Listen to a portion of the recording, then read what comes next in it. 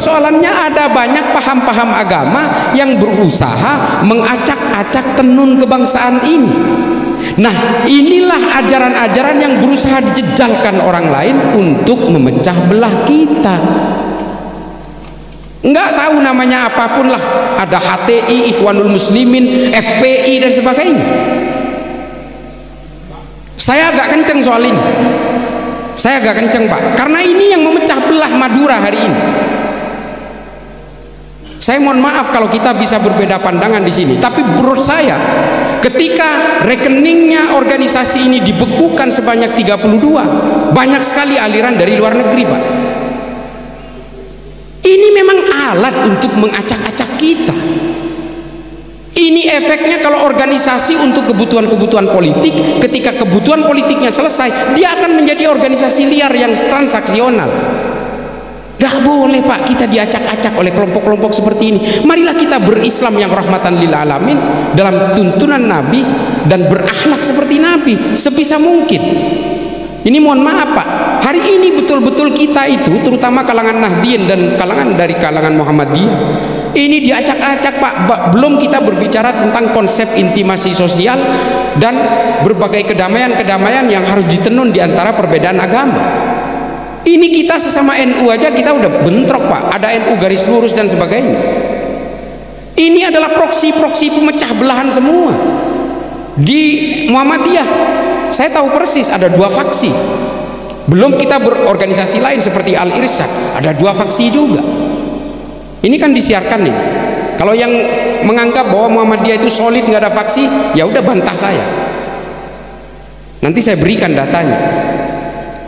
Nah, gerakan-gerakan ini kemudian harus kita tolak semua. Mari kita bersatu bersama semua berdasarkan tuntunan Nabi, kita bernegara dalam satu konsep kebersamaan bahwa seperti halnya Piagam Madinah, semua orang di Indonesia ini harus dianggap sama harkat dan martabatnya tanpa melihat latar belakangnya, suku apapun, agama apapun. Kita harus memandang itu karena Nabi melihatnya seperti itu. Dan kemudian kita harus menghargai hak dan kewajiban orang secara seimbang. Equalizing right and obligation, kalau ilmu sekolahnya begitu. Nah, ini konsepnya Nabi. 2 konsep Nabi itu dalam menyatukan seluruh perbedaan di Madinah, bahwa seluruh manusia di Madinah harkat dan martabatnya harus dihargai tanpa melihat perbedaan. Bismillahirrahmanirrahim. Assalamualaikum warahmatullahi ta'ala wabarakatuh. Allahumma salli ala sayyidina Muhammad wa ala ali sayyidina wa maulana Muhammad. Yang saya hormati para alim, para ulama, para masyayikh, para asatid, para habaib, yang saya hormati dari Forkopimcam ya, Kecamatan Tumpang, yang saya hormati dari Polsek, dari Koramil, yang mewakili bapak-bapak, ibu sekalian dari MWCNU beserta seluruh banom-banom NU, ibu-ibu dari Muslimat, Fatayat, saudara-saudara saya dari organisasi kemasyarakatan Islam Muhammadiyah, dan juga mungkin yang hadir di sini, dan seluruh siapapun jamiah di sini, saudara-saudara kita dari Tengger, selamat datang dan terima kasih saya sudah diundang. Ini sebenarnya saya rangkaian terakhir untuk di Malang karena besok saya harus ngisi di Jember, di Universitas Jember, terus pagi siangnya saya ngisi juga di Jember di kantor komisariat HMI Jember, karena saya dulu HMI waktu di kuliah, waktu saya pelajar itu saya IPNU, Ikatan Pelajar NU, jadi semua saya rasakan lengkap. Saya bahkan pernah terpapar ajaran-ajaran yang suka mengkafirkan orang. Ketika saya membaca tulisan Said Qutb, namanya terjemahan Al-Quran fi Dhilalil Quran, dan manifesto politiknya Ikhwanul Muslimin namanya Ma'alim fit Thoriq, lalu semua orang itu saya kafirkan yang berbeda, termasuk yang mendukung Pancasila ini saya kafirkan. Karena menurut saya ini enggak Islam, ini buatan manusia ini. Wah, itu Itu mempengaruhi saya kemudian, dan saya terbalik dengan teman-teman saya yang lain. Kalau teman saya itu belajar agama Islam, itu belajarnya ke Arab, entah ke Madinah, Mekah, atau ke Al-Azhar. Ada sebagian teman saya yang ke Tunis, ada yang ke Maroko, sebagian ke Sudan, ada juga yang ke Tarim, Yaman. Kebalik, saya belajar Islamnya ke Amerika. Nah, ini yang kemudian membuat orang itu kadang-kadang, oh, Islah ini cuma orang yang ngaku Islam, ini sebenarnya agen CIA ini. Wah, jauh sekali. Kalau saya ini agen CIA, wah, berarti saya sudah menggadaikan bangsa saya. Berarti saya, alhamdulillah, saya masih lahir, kebetulan saya lahir di tengah-tengah keluarga pesantren.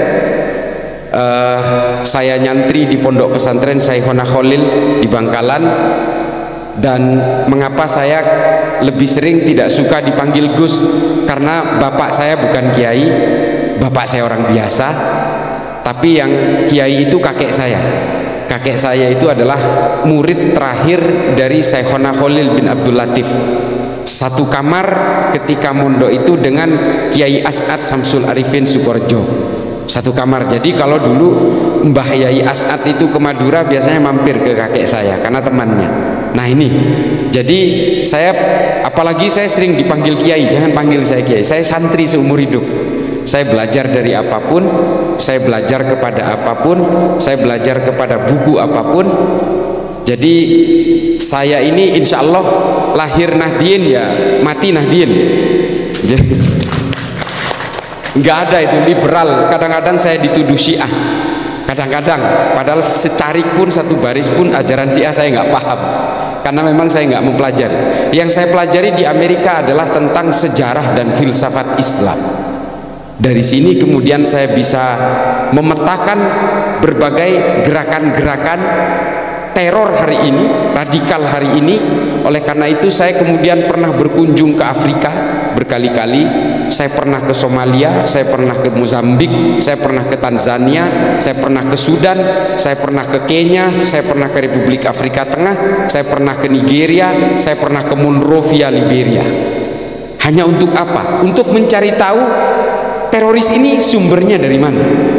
Saya juga pernah ke negara-negara Asia Selatan, ke Amerika Selatan, dan saya pernah tinggal di Amerika selama 4,5 tahun. Ketika kejadian 9/11 yang gedung yang ditabrak pesawat terus roboh itu, saya di Amerika.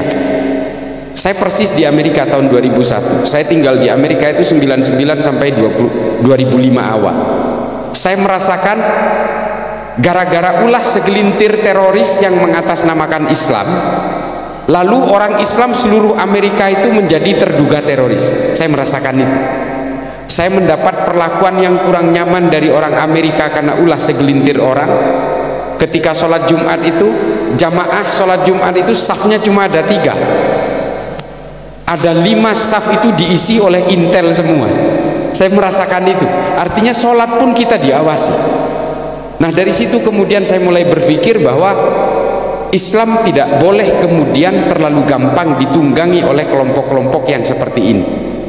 Saya juga pernah ke India, saya pernah ke sebagian negara-negara konflik seperti Suriah, saya pernah ke Filipina, saya pernah juga ke daerah-daerah konflik, ke Khartoum, ke Addis Abeba, juga ke Somaliland, ke Mogadishu, saya juga pernah ke sana. Sampai hari ini saya masih dianggap sebagai konsultan, advisor itu penasehat dari pemerintahan Somalia untuk penyelesaian persoalan radikal dan teror di sana sampai hari ini. Dan kasus di Somalia ini kemudian menjadi rujukan saya, Pak. Dulu Somalia ini isinya adalah kelompok-kelompok tasawuf, kelompok-kelompok torikoh, majelis-majelis zikir itu hidup di sana, namanya kelompok Azariyah. Lalu kemudian masuklah ajaran yang dibawa oleh ulama-ulama lokal yang disekolahkan oleh Saudi, dibiayai Saudi, sekolah di Madinah, sekolah di Mekah, pulangnya membawa ajaran-ajaran yang bernama Wahabi, Salafi. Lalu kemudian kelompok torikoh ini diusir semua, lari ke Kenya, lari ke pinggiran sungai Swahili, lari ke Tanzania, lari ke Mozambik, lari ke Somaliland, dan kemudian seluruh Somalia ini isinya pemeluk Wahabi Salafi semua.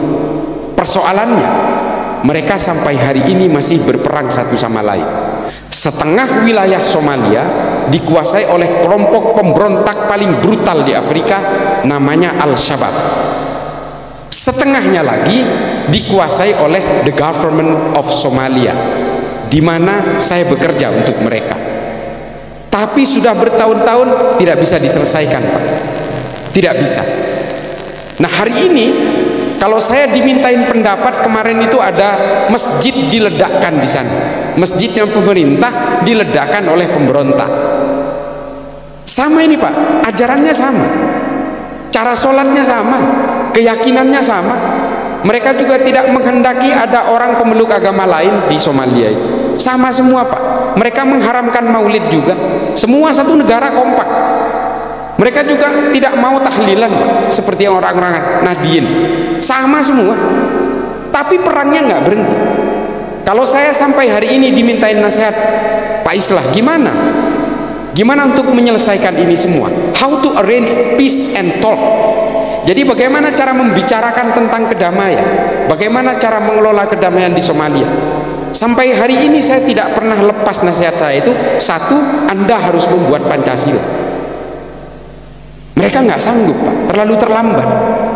Seharusnya Pancasila itu sudah dibuat dulu mereka, ketika mereka baru merdeka. Mereka harus membuat kesepakatan bersama yang bernama Pancasila itu di awal. Sekarang sudah terlambat. Dan ketika saya menyarankan untuk membuat sebuah organisasi besar yang bisa menjadi bejana untuk menjaga dari berbagai perbedaan itu, seperti konsepnya Nahdlatul Ulama di Indonesia, mereka juga terlambat. Alasan mereka, kalau kita harus membuat bejana semacam ini, maka mereka juga tidak akan bisa menyelesaikan itu karena mereka punya tujuan politik yang berbeda-beda. Persoalannya itu adalah di politik.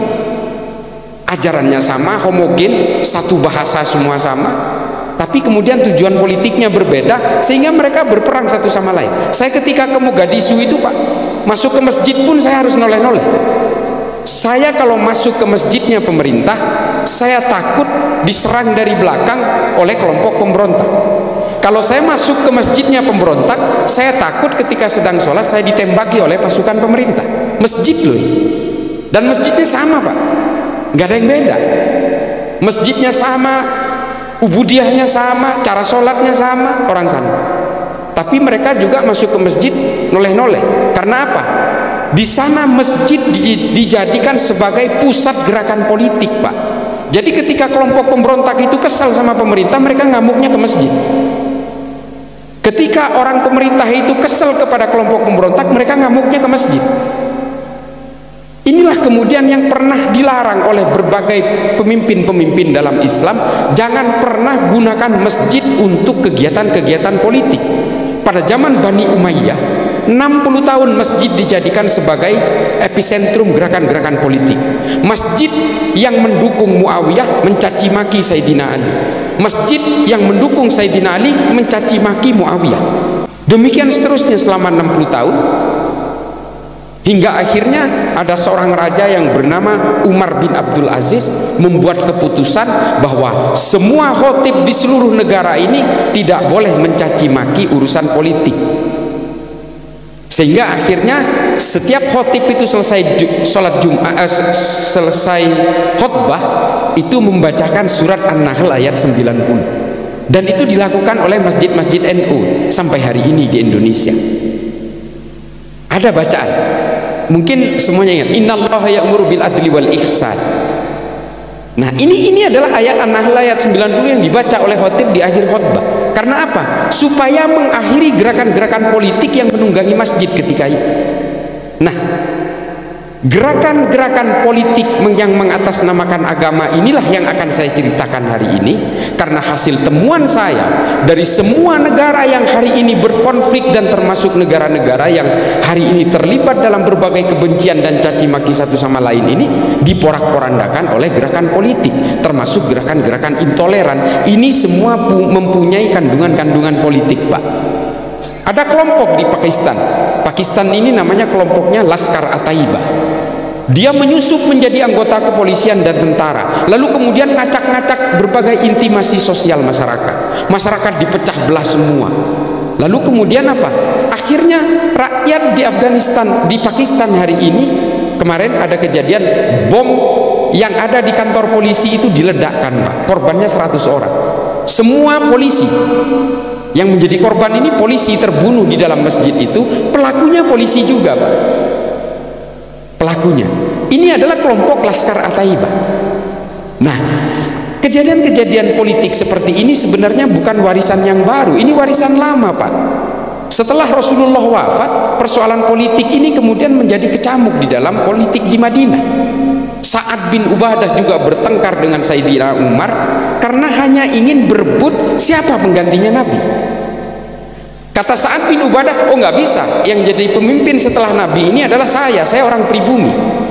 Lalu Sayyidina Umar berkata, nggak bisa, pemimpin itu harus dari suku Quraisy seperti sukunya Kanjeng Nabi.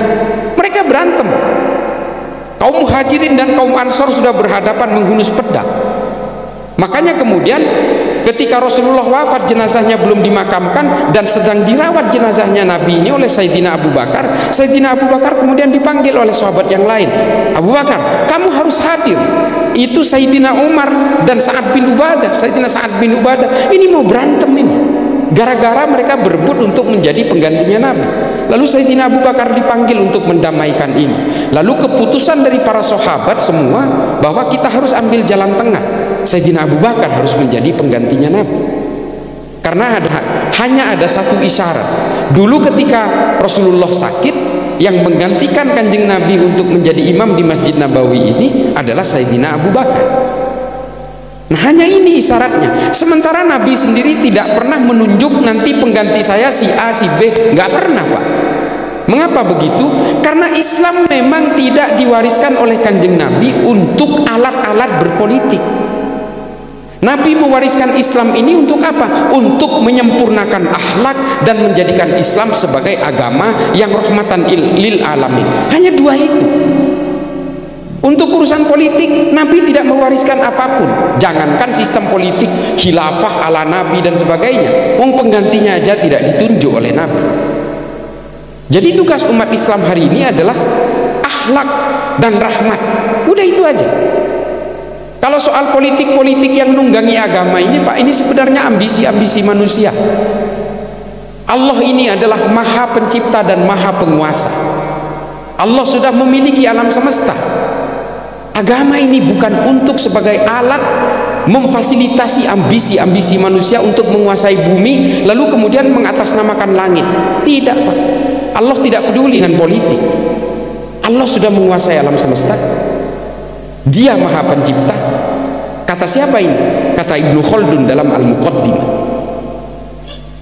Jangan percaya, kata Ibnu Khaldun, negara yang penuh dengan pengkhianat itu tidak akan pernah berdiri menjadi negara yang utuh. Lihatlah negara Maghrib itu. Ini di dalam kitabnya disebutkan begitu. Negara Maghrib itu isinya itu rakyatnya adalah orang-orang Khawarij semua. Isinya semua pemberontak, makanya mereka tidak pernah menemukan pemimpin. Ini kata Ibnu Khaldun di dalam kitabnya. Makanya negara Maroko hari ini, Maghrib itu negara Maroko hari ini. Lihatlah negara Maroko itu, negara Maghrib itu tidak akan pernah selesai oleh pemberontakan-pemberontakan. Nah, Ibnu Khaldun ini hidup pada akhir abad ke-13 dan abad ke-14, awal abad 14. Dan memang Maroko waktu itu masih belum menjadi negara. Karena isinya itu pemberontak semua, yang disebut dengan suku barbar, suku Berber. Kata-kata barbar itu diambil dari suku Berber pada zaman itu, yang semuanya itu perampok dan pemberontak. Makanya kata-kata barbar itu diambil dari suku Berber ini.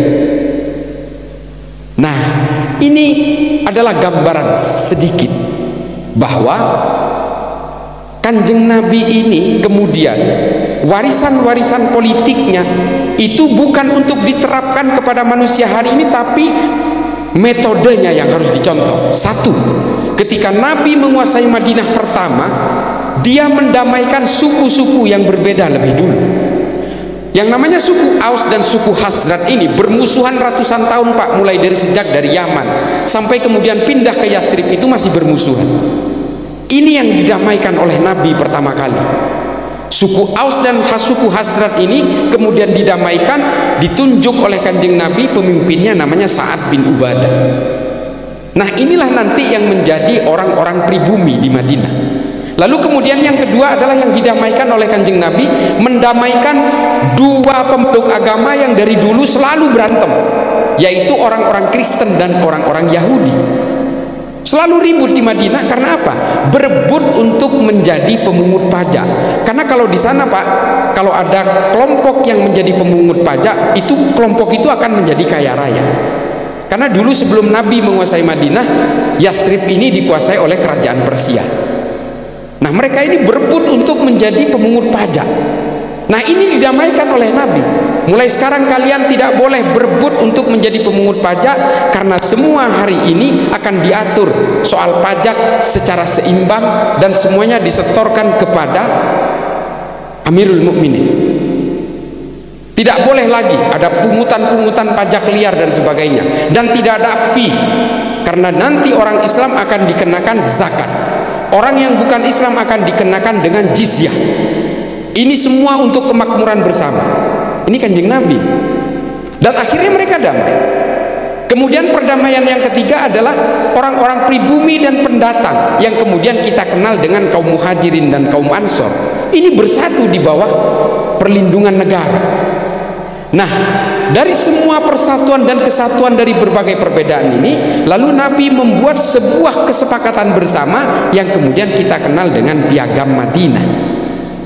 Nah, konsep inilah yang oleh Ibnu Khaldun dalam Al-Muqaddimah disebut dengan konsep Al-Asobiyah, kesepakatan bersama. Mustahil sebuah negara ini akan berdiri utuh dalam satu kesatuan dari berbagai perbedaan kalau semuanya tidak menyatu dalam konsep kebersamaan. Dalam ilmu-ilmu akademik, Piagam Madinah ini kemudian dianggap sebagai pemikiran Nabi yang luar biasa untuk menyatukan berbagai perbedaan dalam satu konsep negara. Konsep Al-Asobiyah inilah kemudian yang ditiru oleh orang Barat bernama John Locke, John Maynard, Adam Smith untuk merumuskan demokrasi modern hari ini. Dan ini juga yang ditiru oleh para ulama ketika merumuskan konsep bernegara setelah Indonesia merdeka, yang kemudian kita kenal dengan nama Pancasila. Jadi Pancasila ini tidak ujuk-ujuk hanya karena pemikiran-pemikiran tanpa dasar. Ulama-ulama terutama dari kalangan Muhammadiyah dan kalangan Nahdlatul Ulama ketika itu sudah merumuskan berdasarkan pemikiran dan konsep politiknya Kanjeng Nabi dan pemikiran dari Ibnu Khaldun dalam Al-Muqaddimah. Ini ada dasarnya, Pak, nggak ngarang gitu aja. Makanya kalau kemudian ada orang yang mengharamkan Pancasila dan mengharamkan demokrasi, ini menurut saya mungkin bukunya kurang tebel, ngopinya kurang kental, nongkrongnya kurang jauh, Pak. Jadi kemudian dianggap ini semua buatan manusia. Ini konsepnya Nabi. Yang namanya khilafah manhaj nubuwah itu adalah konsep asobiyah ini, konsep Piagam Madinah ini. Jadi kalau ada hari ini ada orang-orang yang menganggap bahwa negara ini harus menggunakan hukum syariah, kalau menggunakan hukum Pancasila karena ini buatan manusia, maka semua orang ini adalah togut yang halal darahnya. Ini ajaran-ajaran budaya-budaya impor di ideologi-ideologi transnasional yang sebenarnya ingin merusak kita.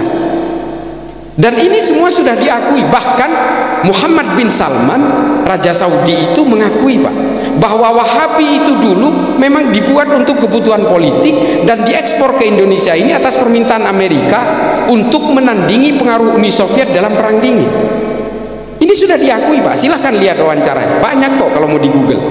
Bahkan wawancara secara live di Frontline di sebuah saluran TV namanya PBS, dia mengatakan bahwa hari ini Saudi ingin meninggalkan Wahabi. Dan saya baru pulang umroh, Pak, 10 hari yang lalu. Saya nginep semalam di Jakarta, terus saya ke Madura mengisi berbagai acara di Madura dan kemudian pindah ke Malang ini dari Madura. Dan saya masih merasakan bahwa di Saudi hari ini perubahannya luar biasa, Pak. Betul-betul luar biasa. Saya ziarah ke Ma'la dan melakukan tahlil di Ma'la, nggak ada tuh polisi yang memarahi saya. Saya terakhir sebelum kemarin ini ke Saudi, itu saya merasakan perubahan yang luar biasa. Dulu saya nangis di depan makam Rasulullah, itu saya dimarahin sama polisi. Haram haji, musyrik haji. Ini kata polisi, hari ini Pak saya cuma nggak ngesot-ngesot aja di depan makam Rasulullah, nggak ada yang marahin. Saya nangis nggak ada yang marahin. Saya tahlilan di Maklang nggak ada yang marahin. Saya ziarah kubur di Maklang nggak ada yang marahin. Saudi hari ini betul-betul ingin memisahkan diri dengan mitos-mitos Muhammad bin Abdul Wahab. Bahkan hari kemerdekaan Saudi yang disebut dengan Yaumit Taksis itu hari ini dirubah Pak. Coba bayangin kalau di Indonesia 17 Agustusnya dirubah coba. Artinya apa? Ada satu keinginan besar yang ingin merubah garis besar politiknya. Hari kemerdekaan Saudi itu dirubah Pak hari ini oleh Muhammad bin Salman. Dari yang tadinya bulan April dirubah menjadi 22 Februari.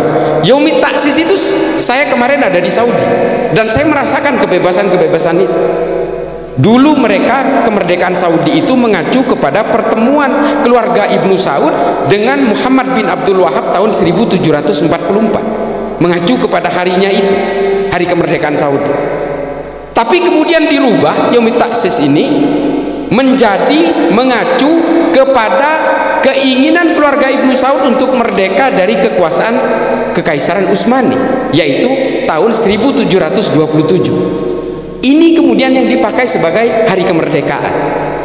Nah ini kan suatu perubahan besar di Saudi. Dan kalau kita ke Saudi hari ini, belakangan ini, dan jangan ke Haromen misalnya, kita tidak melihat Haromen yang memang semuanya memakai kerudung. Kalau kita ke kota-kota di Saudi seperti di Taif, di Jeddah, atau di Dammam, atau di Al-Khobar, atau ke Riyadh sekalian, itu orang yang berkerudung itu sedikit Pak. Karena apa? Hijab itu tidak wajib lagi di Saudi.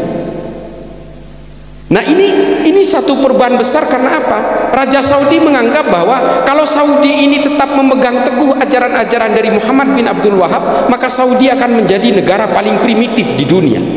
Kenapa? Karena orang Saudi dipaksa untuk kembali kepada 700-800 tahun yang lalu. Tidak berkembang Pak. Dan dari Madinah ke Mekah saya kemarin naik kereta cepat, hanya 2 jam Pak, dari Madinah ke Mekah. Yang biasanya kalau naik bis itu 6 jam. Yang bikin kereta itu siapa? Yang investasi di situ? Cina Pak. Jadi kalau ada orang di sini yang teriak anti asing itu, udahlah, kita mengaca ke Saudi aja. Dan semua ini kan memang soal politik. Dan hari ini Muhammad bin Salman, pangeran yang baru ini, berani melawan Amerika. Tadi malam ada persetujuan dengan Iran untuk saling membuka kedubes di negara masing-masing. Orang-orang yang hari ini, orang-orang Wahabi yang menganggap bahwa betul-betul kafir murakkab terhadap orang Syiah itu gimana coba hari ini? Sementara Saudi sudah berdamai dengan Iran. Dan bahkan ketika orang-orang pemeluk Wahabi di sini mengharamkan, bahkan ucapan Natal pun diharamkan, pemerintah Saudi memperbolehkan perayaan Natal di Saudi terhadap orang Kristen. Dan bahkan ketika ada ustadz dari kelompok ini ditanyakan, Pak saya penjual kue ustadz, kalau saya menjual kue kepada orang yang ingin merayakan Natal boleh nggak? Haram, nggak boleh. Ini kata ustadz Wahabi yang di sini. Tapi di Saudi justru ketika 25 Desember kemarin, perayaan Natal kemarin, toko-toko kue di Saudi semua menjual kue-kue Natal. Nah ini kebingungan sendiri Pak orang-orang Wahabi di sini.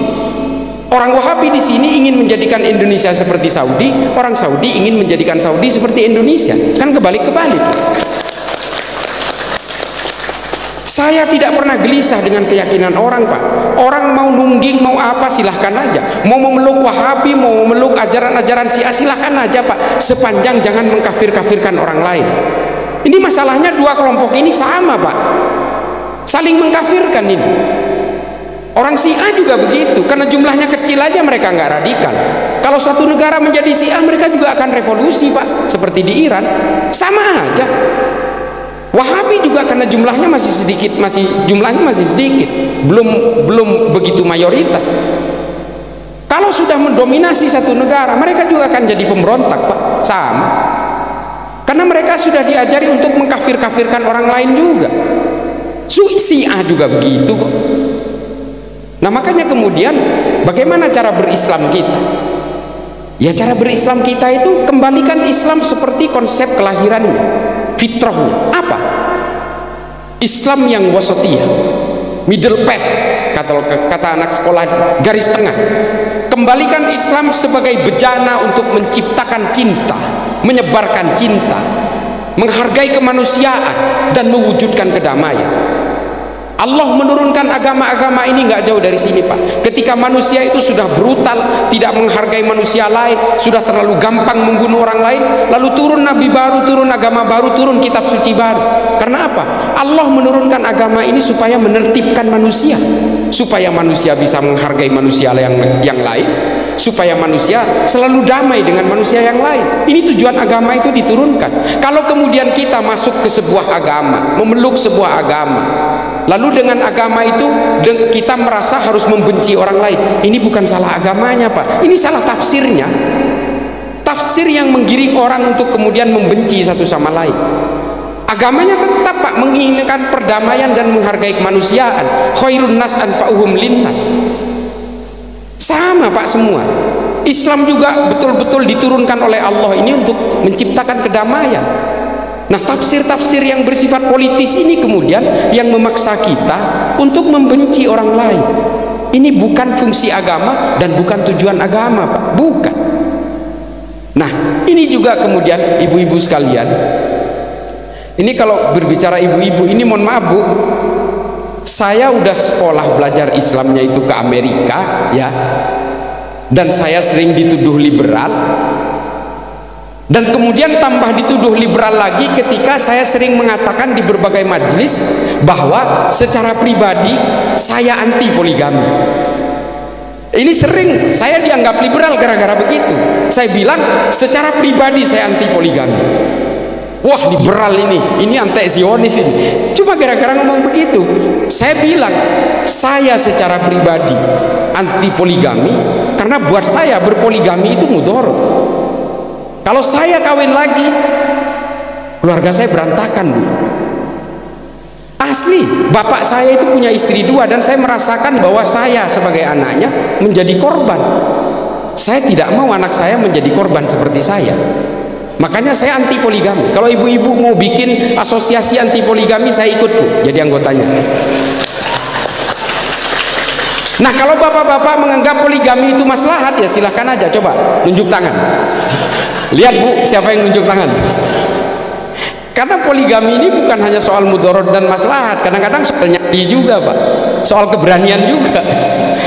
Dan saya itu ya bukan takut kepada istri saya justru takut kepada saya. Tapi kalau orang kesel, Pak, kalau orang kesel lagi tidur dipotong, ya tinggal segini punya saya nanti. Nah, ini mengapa saya kemudian sering dituduh saya ini sebagai orang liberal, karena saya anti poligami. Nah, ini bukan lip service, saya bukan hanya untuk menghibur ibu-ibu sekalian, enggak. Saya menyuarakan ini di mana-mana. Karena buat saya beragama itu adalah maslahat. Oh, kalau soal harta, Bu, orang berpoligami ngecaknya gampang. Kalau duit 100 bagi 2 adil, 50-50. Soal perasaan kan nggak bisa dicak, Bu. Bener kan? Wih, teriak. Betul. Itu loh. Dan saya tidak mau anak-anak saya kemudian dendam kepada saya. Bapak saya ini, abah saya ini punya istri 2. Saya nggak pernah tahu bahwa abah saya ini punya istri di suatu tempat. Meninggalnya, dilalahnya di rumah istri yang kedua. Ini saya cerita tentang keluarga, tentang saya, orang tua saya. Orang tua saya ini orang baik. Dan ketika abah saya ini meninggal di tempat istri yang kedua, saya baru tahu bahwa saya punya adik 2. Coba bayangin. Dan semuanya udah besar-besar. Nah, kemudian seandainya abah saya ini tidak meninggal di tempat istrinya yang kedua, mungkin saya punya adik yang tidak pernah saya ketahui. Coba bayangin betapa dosanya abah saya di akhirat. Ternyata saya punya adik sedarah yang tidak saya ketahui, yang entah dia hidupnya seperti apa, menjadi apa. Dan kalau dia kemudian menjadi orang-orang yang fasik misalnya, apa dosanya nggak ke bapak saya di akhirat? Dan karena untungnya saya tahu bahwa saya punya adik, saya bisa menuntun mereka dan mendidik mereka. Nah, ini loh satu contoh bahwa tidak semua apa yang dilakukan Nabi ini mudorot, maslahat bagi kita? Belum tentu secara pribadi. Makanya saya sering katakan, secara pribadi Nabi ini juga gemar memakan paha kambing. Saya sering ceritain. Ini kalau dipakai oleh orang-orang yang punya hipertensi, Pak, langsung stroke, Pak. Karena apa? Ini adalah kegemaran Nabi secara pribadi, yang kalau ditiru oleh pribadi-pribadi yang lain bisa jadi mudorot, Pak. Nah, saya memilih dengan adagium itu. Nabi, oke, Nabi berpoligami, tapi kalau ini saya tiru pekerjaan ini, wow, saya bisa dedel duel, Pak, hancur, digebukin orang saya, digebukin istri saya, digebukin anak saya. Nah, ini loh, hal-hal seperti ini yang kemudian bisa membedakan di antara kita adalah mana yang thawabit, mana yang mutaghayyir. Ini soal peradaban. Makanya kemudian Bapak Ibu sekalian, kawan-kawan saudara yang dari Tengger, bahwa kita tidak boleh pernah gelisah oleh keimanan dan perbedaan di antara kita semua. Kadang-kadang bahkan kita itu berbeda di antara kita sendiri nih. Kita sendiri itu berbeda, Pak. Waduh, saya mau ke Kepanjen apa mau ke Tumpang? Ini perbedaan di kita sendiri loh ini. Apalagi menyangkut orang lain, apalagi menyangkut kelompok lain, apalagi menyangkut suku lain, apalagi menyangkut orang yang beragama lain. Maka perbedaan-perbedaan ini kemudian tidak bisa dibuang dari diri manusia kita semua. Makanya Allah mengatakan, saya dengan sengaja membuat perbedaan-perbedaan ini. Kalian aku buat bersuku-suku, berbangsa-bangsa, supaya apa? Lita'arofu, Pak, saling mengenal di antara semua perbedaan itu. Ini Allah ini yang bicara. Dan kita juga tidak boleh mencaci maki keimanan orang lain. Sesembahan orang lain jangan kamu caci maki, karena kalau tidak mereka juga akan mencaci Tuhanmu tanpa ilmu pengetahuan. Ini betul-betul tekstual dalam Al-Quran, yang mau diartikan oleh mufassir siapapun artinya sama, Pak. Tapi hari ini orang begitu gampangnya mencaci maki keyakinan orang, sesembahan orang, padahal di Al-Quran jelas sekali. Semua mufassir sepakat tentang ini, bahwa kita tidak boleh mencaci maki keimanan-keimanan dan ajaran-ajaran orang lain. Nah, ini kan semua kemudian melenceng semua, ngakunya harus kembali ke Quran dan hadis.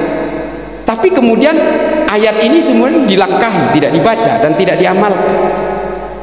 Nah, ini kemudian yang ingin saya katakan, bahwa kalau kita gelisah oleh perbedaan-perbedaan sampai mati pun, kata Buya Syafi'i Ma'arif, kamu akan hidup dengan kegelisahanmu. Ini Buya Syafi'i yang ngomong. Karena perbedaan di antara seluruh umat manusia di muka bumi ini tidak akan bisa disatukan, tidak akan bisa disamakan. Karena perbedaan ini sunatullah. Bahkan Indonesia sebagai negara yang tidak masuk akal, negara Indonesia ini nggak masuk akal. 17.000 pulau, 700 suku, 700 bahasa, puluhan agama beserta aliran-aliran dan berbagai firqoh-firqohnya hidup bersama dalam satu negara, Pak. Kalau Indonesia ini di Arab mungkin sudah pecah menjadi 25 negara. Coba lihat Arab, ada Kuwait, Bahrain, Oman, negara perintil-perintil kecil itu. Itu kan dulu adalah suku-suku, Pak, yang kemudian tidak bisa membangun menjadi satu negara, padahal sukunya sama, suku Arab, bahasanya sama, bahasa Arab, agamanya pun bisa dibilang sama, sesama Islam semua, tapi mereka tidak bisa menjadi satu negara. Indonesia, coba bayangin, 17.000 pulau mencar, bahasanya berbeda-beda, sukunya apalagi berbeda-beda semua, Pak. Bahasa Madura cuma dipisahkan selat 3,5 mil sudah berbeda, Pak. Madura pindah ke Kangean cuma dipisahkan dengan perahu jet itu 1,5 jam, bahasanya sudah beda, Pak. Dari Kangean ke Sapeken udah berbeda lagi bahasanya. Tapi ini bisa menjadi satu provinsi Jawa Timur, itu gimana coba? Ini adalah logika dasar, Pak. Orang Arab nggak bisa kita. Kalau Indonesia ini ada di Eropa, mungkin sudah menjadi 20 negara. Eropa yang menurut kita orang-orangnya lebih cerdas, kebudayaannya jauh lebih maju, peradabannya jauh lebih maju, mereka juga nggak bisa niru Indonesia, Pak. Yugoslavia itu bertahan 300 tahun menjadi satu negara yang utuh. Pada akhirnya tidak bisa bertahan, Pak. Tidak bisa bertahan. Mereka pecah menjadi 7 negara yang disebut negara Balkan. Ada Estonia, Montenegro, Serbia, Bosnia, Herzegovina. Ini semua menjadi pecah menjadi negara kecil-kecil, Pak. Karena mereka tidak bisa bertahan karena persoalan-persoalan identitas, persoalan suku. Nah, inilah kemudian yang oleh negara-negara luar dijadikan peluang untuk memecah belah Indonesia. Lewat apa? Politik. Politisasi agama beserta ideologi-ideologi yang masuk ke negara kita yang bernama Hizbut Tahrir, Ikhwanul Muslimin, Wahabi Salafi. Ini semua sebenarnya adalah proyek-proyek orang ketiga, orang-orang luar, orang-orang barat yang ingin memecah belah Indonesia. Kalau Indonesia terpecah belah, maka semua kemudian bisa dikuasai. Kenapa, Pak? Indonesia ini menjadi penting buat negara-negara barat. Indonesia ini menyimpan kekayaan yang luar biasa, Pak. Masa depan nanti dunia ini akan ditentukan oleh sebuah mineral yang justru kandungannya itu paling besar ada di Indonesia. Semua ke depan mobil akan menjadi mobil listrik, apapun akan berbasis listrik, dan semua itu ditentukan oleh sebuah baterai yang bernama baterai litium. Litium ini adalah bahan dasarnya nikel, dan tumpukan nikel paling besar di dunia itu ada di perutnya Indonesia. Ini kemudian yang dibuat, yang dicari peluangnya gimana caranya Indonesia ini bisa dikuasai oleh negara-negara itu. Lalu kemudian kita dipecah belah dengan ajaran-ajaran baru yang baru masuk ini, Pak. Ibu sekalian, makanya kemudian perpecahan-perpecahan itu harus kita hindari atas nama agama, atas nama ideologi-ideologi tertentu. Kita mosok nggak curiga sih sebagai orang Islam? Kantor pusatnya Ikhwanul Muslimin itu ada di London, Pak. Kantor pusatnya Hizbut Tahrir yang sering menyuarakan hilafah-hilafah itu, yang meracuni anak muda kita di kampus-kampus itu, kantor pusatnya di London. Duitnya banyak mengalir dari Eropa. Mosok kita nggak curiga sih? Wahabi yang datang ke Indonesia ini menurut Pangeran Muhammad bin Salman itu diglorifikasi dan didanai oleh Amerika untuk menandingi kekuatan Uni Soviet zaman dulu. Mosok kita nggak curiga? Yang membentuk Al-Qaeda itu Amerika, kata Hillary Clinton. Diakui sendiri dalam pidatonya di parlemen di Amerika, di House of Senate. Dia mengakui itu, yang membentuk Al-Qaeda dan ISIS itu adalah fabrikasi dari orang-orang intelijen Amerika dan Eropa. Dan hari ini semua itu masuk ke Indonesia, mengacak-acak kita, memecah belah Nahdlatul Ulama, memecah belah Muhammadiyah semua dengan mimpi-mimpi politik. Semua orang tahu, Pak, kalau ingin menumbangkan Pancasila itu harus menumbangkan Nahdlatul Ulama dan Muhammadiyah. Dan dua organisasi ini kemudian yang diacak-acak oleh mereka. Kita diadu domba dengan Muhammadiyah, Muhammadiyah diadu domba sesama Muhammadiyah, NU juga diadu domba dengan sesama NU. Dan bahkan ketika orang NU percaya bahwa dengan ajaran-ajaran dari para ulama NU untuk menghormati para habaib, peluang ini pun juga dipakai, Pak. Diciptakan figur-figur oknum habaib untuk memecah belah NU. Padahal yang mengajari orang Indonesia untuk menghormati zuriyah Nabi itu adalah ulama-ulama NU. Mbah Hasim, Hadratus Syekh Hasyim Asy'ari mengatakan hormati zuriyah Nabi. Oke. Kita kemudian takdim kepada anjuran-anjuran para ulama NU. Syekh Nawawi Al-Bantani, Syekhona Khalil, termasuk kakek saya ngajarin saya, kalau kamu ketemu Habib jangankan tangannya dicium, kakinya pun cium. Dan saya melakukan sampai hari ini. Ini ajaran-ajaran ulama NU. Tapi kemudian peluang ini dilihat oleh kekuatan-kekuatan barat untuk menciptakan boneka-boneka habaib yang justru mencaci maki ulama NU. Ini saya kenceng agak ini karena kita semua sudah berhasil dipecah belah, Pak. Ini kacang lupa kulitnya ini. Dan di Madura diacak-acak oleh kelompok-kelompok seperti ini hari ini. Dan orang-orang Nahdien kemudian terpecah belah di Madura. Dulu kalau orang Madura ditanya agamanya apa, agama NU, Pak. Saking cintanya kepada NU. Hari ini semua bermusuhan, mau saling bacok, hanya gara-gara persoalan baliho, hanya gara-gara persoalan-persoalan gerakan politik, cebong kampret, kadrun, baser RP. Kita gagal move on dari ini semua.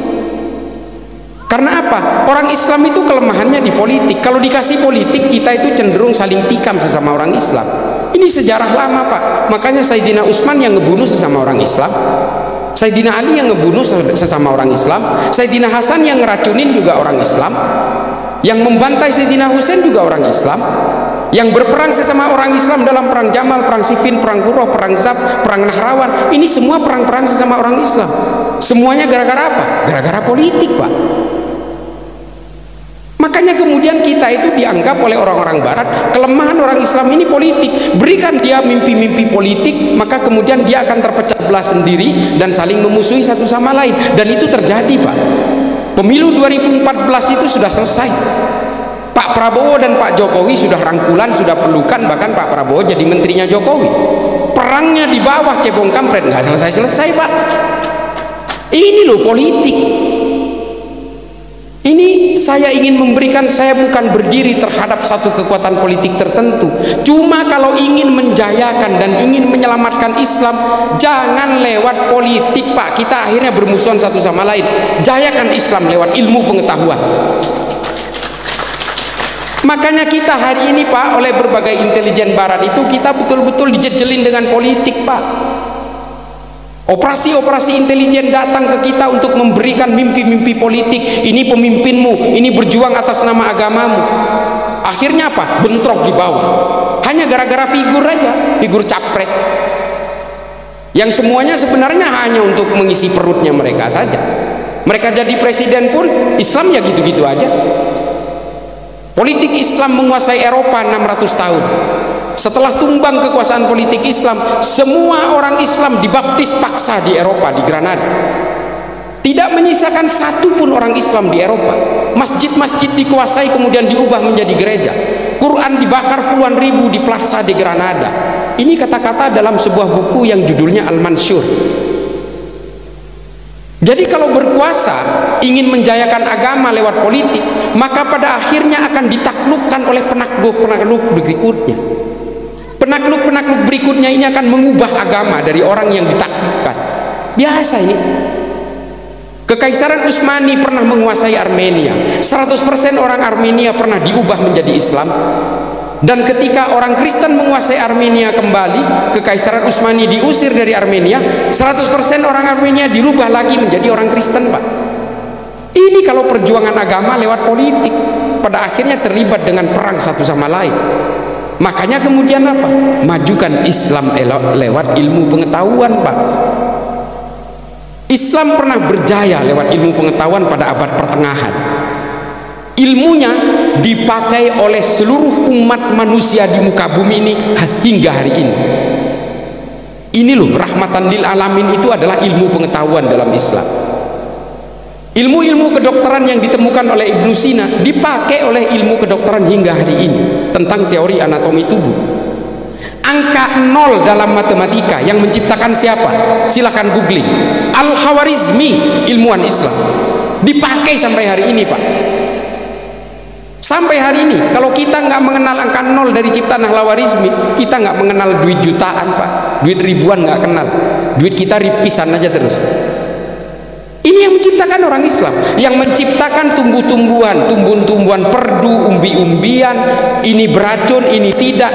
Ini adalah salah seorang pemikir Islam yang namanya Abu Bakar Ahmad Ad-Dinawari. Judul kitabnya An-Nabat. Kata-kata nabati itu diambil dari judul kitabnya Abu Bakar Ahmad Ad-Dinawari. Kata-kata nabati itu dalam bahasa Indonesia.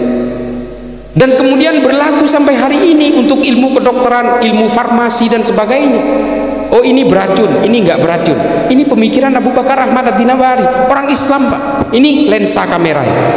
Pertama kali ditulis di Arab oleh sebuah kitab yang tidak diketahui penulisnya. Nama kitabnya Al-Haya, kehidupan. Karena di Arab tidak kunjung diapresiasi, buku ini dibawa ke Jerman, Pak. Dan kemudian konsep lensa pertama itu diwujudkan menjadi lensa fisik yang seperti yang kita kenal hari ini. Dan kita tahunya yang menciptakan lensa itu orang Jerman. Nah, berbagai pemikiran-pemikiran termasuk pemikiran Ibnu Khaldun, Al-Biruni, Al-Kindi, Rumi, Ibnu Rus, Imam Ghazali ini kemudian tidak kita lahirkan lagi setelah orang Islam terjebak dalam mimpi-mimpi politik. Ini kemudian yang membuat kita itu sampai hari ini menjadi mainan-mainan orang barat terus. karena kita meninggalkan kejayaan-kejayaan lama dalam ilmu pengetahuan. Itu loh Pak. Makanya kalau punya anak, punya cucu, sekolahkan sampai gairahnya itu sampai mentok gitu. Sekolahkan Pak. Kemanapun mereka mau, terus suruh sekolah demi agama Pak. Tapi apakah kemudian orang Islam tidak boleh berpolitik? Harus Pak. Kalau enggak, yang ngawal produk-produk politik ini siapa lagi kalau bukan orang Islam? Makanya kata Imam Ghazali dalam Ihya Ulumuddin, maka Islam dan politik itu seperti saudara kembar. Orang Islam harus berpolitik untuk mengawal supaya produk-produk politik ini tidak keluar dari maqasidus syariah. Tapi jangan jadikan agama Islam ini sebagai tunggangan-tunggangan politik, jangan Pak. Apa kata Ibnu Rus dalam Tahafud at-Tahafud? Kalau orang ingin menuju tampuk kekuasaan ini menggunakan dalil-dalil agama, ketika dia berkuasa, kejahatannya pun akan menggunakan dalil-dalil agama. Makanya jangan tunggangi Islam ini sebagai kendaraan politik. Berpolitik atas nama Islam boleh, berpolitik atas nama suku boleh, tapi jangan dipolitisasi suku itu, jangan dipolitisasi Islam itu. Kita ini hidup di zaman demokrasi Pak, based on electoral system. Kita orang Tumpang mau jadi anggota DPR, mewakili orang Tumpang, ini identitas Pak, nggak bisa dilepas. Bapak berpolitik atas nama kepentingan-kepentingan orang Tumpang, ini yang disebut dengan politik identitas. Boleh Pak, politik identitas, politik agama boleh. Yang nggak boleh apa? Politisasi identitas, politisasi agama, ini nggak boleh. Supaya apa? Masyarakat kita tidak terpecah belah. Urusan-urusan sentimen politik, narasi politik ini Pak, ini yang paling terakhir ingin saya sampaikan. Ini kemudian memecah belah berbagai agama di seluruh dunia. Kristen terpecah menjadi Katolik dan Protestan gara-gara apa? Politik Pak. Mereka terlibat perang 30 tahun dan membunuh 8 juta orang Kristen di Eropa. Tapi mereka kemudian membuat surat perjanjian namanya Westphalia Agreement dan Peace of Prague. Makanya mereka hari ini sudah tidak mau lagi ngurus-ngurusin politik dan tidak mau lagi berperang sesama orang Kristen. Nah, kita nggak pernah punya perjanjian apapun, makanya sampai sekarang kita saling caci maki sesama orang Islam. Saya bukannya menyanjung orang Kristen, tidak, tapi diperlukan komitmen dari kita untuk saling bersatu tanpa harus mengkafir-kafirkan satu sama lain karena penyebab apapun. Gak boleh Pak.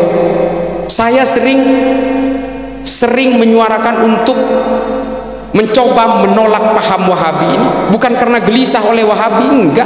Kalau mereka ini enggak mudah mengkafir-kafirkan orang, saya diam aja Pak. Itu hak orang untuk meyakini sesuatu ajaran, silahkan aja. Tapi persoalannya adalah dia kemudian karena mengharamkan maulid, lalu kemudian dia pada akhirnya akan menganggap orang yang melakukan maulid ini fasik, keluar dari Islam. Kalau sudah keluar dari Islam, maka kemudian akan takfir, dikafirkan. Kalau sudah ditakfirkan, kalau sudah dikafirkan, maka halal darahnya Pak. Nah, inilah teroris itu sudah sampai pada level itu. Nah, ini loh yang ingin saya sampaikan. Orang Hindu terpecah belah gara-gara apa? Politik Pak. Hindunya orang India dan Hindunya orang Bali itu juga berbeda. Dan kemudian berbagai firqah terbentuk di dalam Hindu di India karena persoalan politik. Ada Hindutva, Shivsena, Bharatiya Janata. Dan mereka kemudian saling bunuh sesama orang Hindu. Kelompok-kelompok Alibata dan kelompok-kelompok Asinwiratu di Myanmar, sesama orang Buddha juga saling gelut Pak, hanya untuk urusan-urusan penguasaan politik.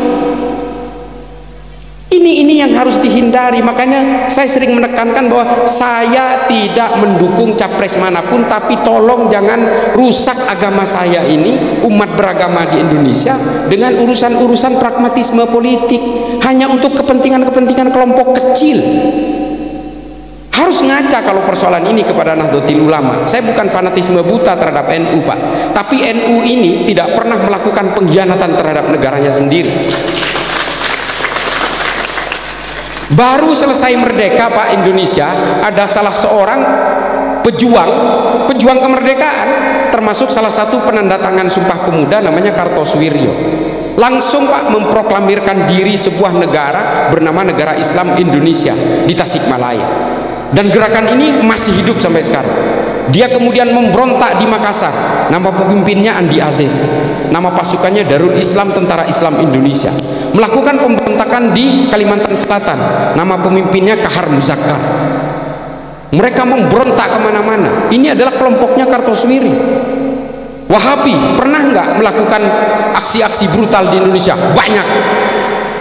Aksi teror dari tahun 2000 sampai 2009 ini kerjaannya Wahabi. Bom Tentena, bom Malam Natal, bom Ritz-Carlton, bom JW Marriott, bom Bali 1, bom Bali 2, bom Kampung Melayu, bom Sarinah. Ini semua kerjaan orang-orang Wahabi. NU bahkan pernah kiai-kiai NU disembelih, santri-santri NU pernah disembelih oleh orang-orang PKI. Sementara ketika orang-orang NU melawan disebut melanggar HAM, kita diam aja. Bahkan saking cintanya kepada negara ini, zaman Soekarno NU diminta untuk berdampingan dengan komunis dalam konsep negara Nasakom. Kita terima aja, Pak. Meskipun setelah itu orang NU dibantai oleh orang-orang PKI, masih santai kita. Dan ketika zaman Soeharto NU kan digencet, diawasi, diintimidasi.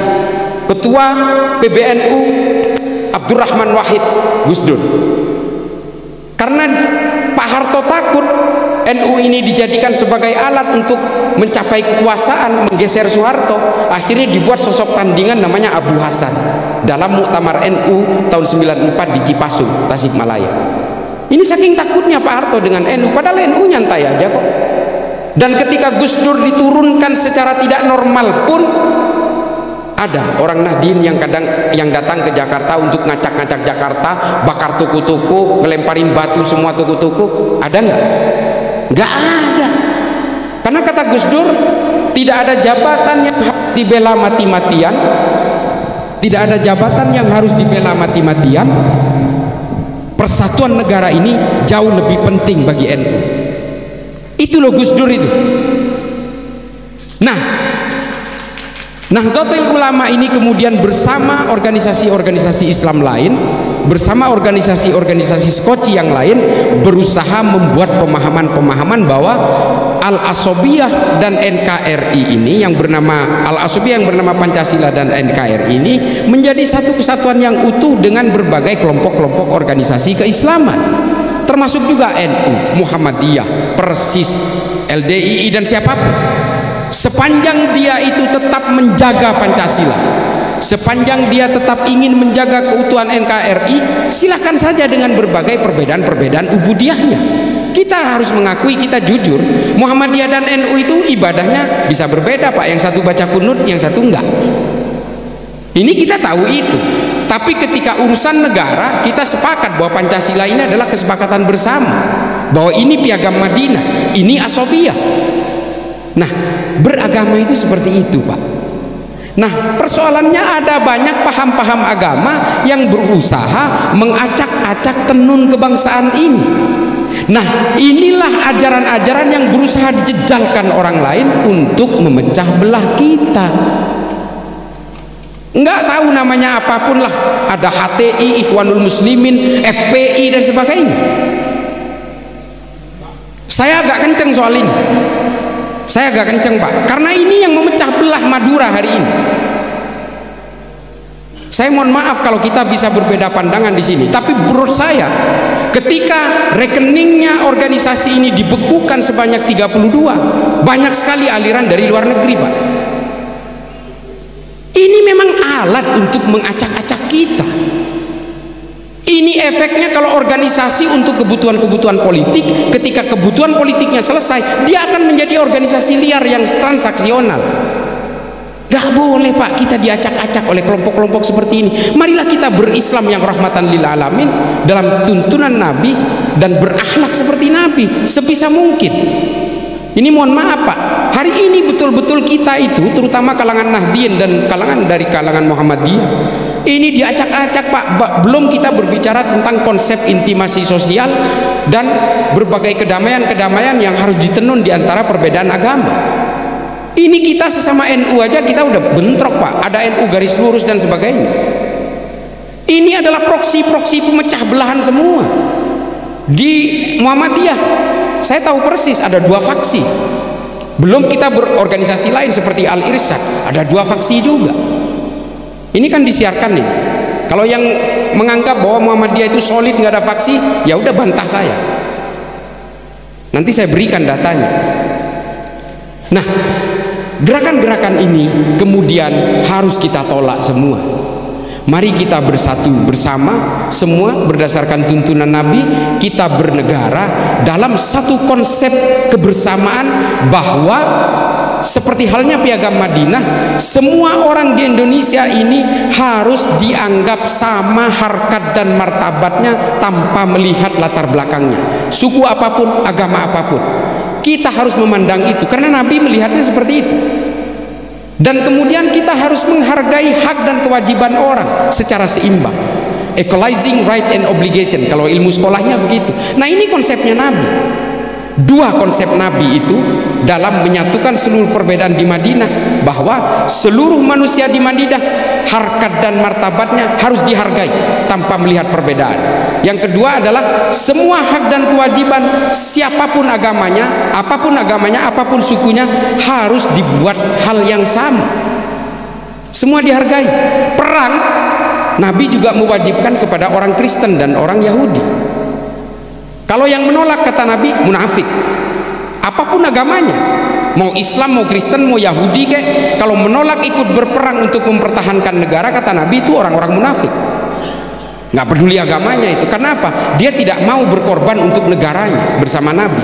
Makanya saya sering cerita, dalam perang Uhud itu salah satu korbannya adalah orang Yahudi, namanya Mukhairik. Nah, ini loh, ini contoh bahwa perang-perang yang dilakukan Nabi ini bukan perang agama, karena Nabi mewajibkan kepada siapapun agamanya harus terlibat dalam perang, karena ini adalah perang membela tanah air. Makanya ketika Felix Yao mengatakan di Islam tidak ada membela negara itu, bela tanah air itu tidak ada dalilnya dalam Islam, saya bantah habis-habisan. Mari kita debat 7 hari 7 malam soal itu.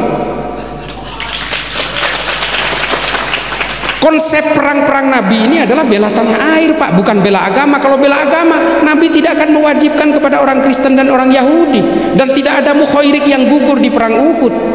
Tidak ada, Pak. Pasti orang Islam semua yang ikut perang. Nah, karena ini bela tanah air, maka Nabi mewajibkan kepada seluruh warga negara kecuali anak-anak dan perempuan di Madinah. Nah, ini loh yang kadang-kadang tidak pernah dilihat secara komprehensif berbagai sejarah yang ada di dalam Islam itu. Tiba-tiba karena tidak ada nasnya, lalu kemudian bela tanah air tidak ada dalilnya dalam Islam. Enak aja. Kita ngajinya berpuluh-puluh tahun loh, hanya untuk mencari tahu konsep bela tanah air dalam Islam. Karena apa? Karena konsep bela tanah air di dalam Islam ini diterangkan oleh Abu Bakar Ahmad Ad-Dinawari dalam kitabnya Al-Mujalasah wa Jahirul Ilmi, yang kemudian dikutip oleh salah seorang filsuf barat bernama Jürgen Habermas dengan teori Verfassungspatriotismus. Orang barat aja ngambil konsep bela tanah airnya dari Islam loh. Lah ini kok tiba-tiba kucluk-kucluk orang udah umurnya udah tua masuk Islam mu'alaf, tiba-tiba ngajarin kita yang sudah sejak lahir udah Islam dan tidak tahu ilmu lagi. Ketika masuk Islam udah langsung terpapar khilafah, ya udah akhirnya itu diyakini adalah kebenaran yang paling mutlak. Ada, Pak, konsep bela tanah air ini justru diambil oleh orang-orang Eropa dari orang Islam. Nah, itu loh. Terima kasih, ini mudah-mudahan bisa bermanfaat bagi kita semua, terutama saya yang fakir ilmu. Mudah-mudahan ini bisa juga menjadi manfaat bagi kita selaku pemeluk agama dan warga negara Kesatuan Republik Indonesia. Mari kita bawa agama kita ini, apapun agamanya, dalam satu konsep bersama, bahwa apapun agamanya, apapun sukunya, semua manusia diciptakan oleh Tuhan yang sama. Qul huwallahu ahad. Ini konsep Islam, Pak. Jadi Bapak Ibu sekalian, marilah kita bawa Islam ini agar tetap menjaga daya tariknya sebagai agama yang menjadi wadah bagi kemanusiaan dan kedamaian. Untuk urusan politik, silahkan pilih sesuai hati nuraninya. Pilih sesuai hati nuraninya. Siapapun yang Anda suka, pilih. Nggak usah terpengaruh oleh berbagai narasi-narasi yang dibangun supaya kita ini tidak menjadi ahli caci maki. Kita mungkin pilihannya tidak menang ketika pemilu 2014, 2019, tapi jangan juga mencaci maki pemimpin. Ini justru yang paling dibenci oleh Nabi dan juga Khulafaur Rasyidin. Ini justru menjadi embrionya Khawarij. Yang paling menjadi persoalan, ini terakhir saya lupa aja, yang menjadi embrio dari berbagai penggunaan politisasi agama itu adalah perilaku Khawarij, Pak. Kenapa? Khawarij ini selalu membawa politik ini kepada ranah akidah, padahal politik itu adalah ranahnya fikih, kesepakatan, Pak. Kalau dibawa ke keimanan soal politik, pada akhirnya sama seperti Khawarij. Abdurrahman bin Muljam membunuh Sayyidina Ali, sama, Pak, akhirnya. Akhirnya apa? Gara-gara politik, dia merasa diperbolehkan oleh agama untuk membunuh lawan politiknya. Nah, ini kalau efek politik ini dibawa kepada ranah-ranah keimanan. Makanya tidak boleh, Pak, kita membawa serta memaksa urusan politik kepada keimanan-keimanan. Ini tidak boleh, Pak. Ini ambisi manusia saja, hanya ingin duduk di Istana Merdeka atas nama agama. Udah itu aja intinya, nggak ada yang lain, Pak. Toh pada akhirnya mereka juga hengki-pengki, kong kali kong, korupsi juga, Pak. Cuma kita nggak tahu. Sama kita semua orang kalau udah berkuasa, Pak, itu akan kerepotan untuk menjaga supaya kekuasaannya tidak turun. Itu aja intinya. Lalu untuk pemilu berikutnya, mereka juga akan mencari uang-uang untuk biaya pemilu berikutnya. Ini sama semua, mulai dari kepala desa sampai presiden, ya begitu juga. Jadi marilah kita jauhkan kepentingan-kepentingan politik ini dari berbagai ranah-ranah keimanan. Silahkan orang beriman untuk berpolitik, silahkan, tapi jangan gunakan agama sebagai tunggangan-tunggangan politik. Kesian, Pak, capek agama ini, capek, Pak. Supaya apa? Supaya Islam tetap menjadi agama yang rahmatan lil alamin. Akhiran ihdinas siratal mustaqim wallahul muwaffiq ila aqwamit thoriq. Assalamualaikum warahmatullahi taala wabarakatuh.